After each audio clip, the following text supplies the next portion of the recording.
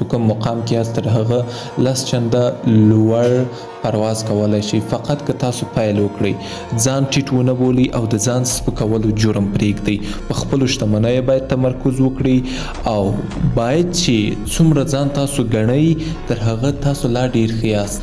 ځان ته په لوړ ارزښت قایل اوسئ. که چیرې تاسو ځان ته ارزښت ورنه کړئ، هیڅوک به داسې پیدا نه شي چې تاسو ته ارزښت درکړي. د لوی فکر د خاوندانو په څیر خبرې وکړئ. لویې، روښانه او خوندورې کلمې وکاروئ. داسې کلمې باید وکاروئ چې د بری، هیلې، خوند او خوشحالۍ تضمین وکړي. هغه کلمې پرېږدئ چې د ماتې، غم او خفګان بې خونده حالات انځوروي. څه چې وایاست هماغه ترسره کیږي، څه چې وایاست هغه مو په ژوند کې پیښیږي. لیدلوری مو پراخه کړئ. یوازې دا مه ګورئ چې څه څنګه دي، بلکې دا وګورئ څه څنګه کیدای سي. باید په حل لارو تمرکز وکړئ.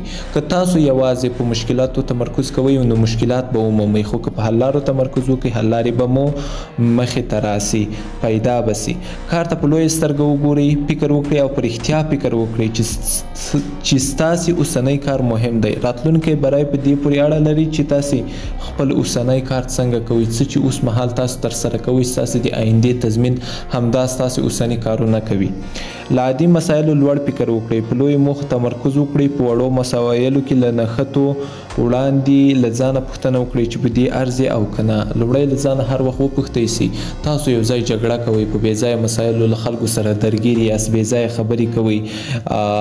دې کارونو آیا تاسې له نوي فکر، نوښت نه شاته ساتلي یاست که نه؟ له ځان سره مو فکر وکړئ. په وړو مسایلو باندې مه سریښې کړئ.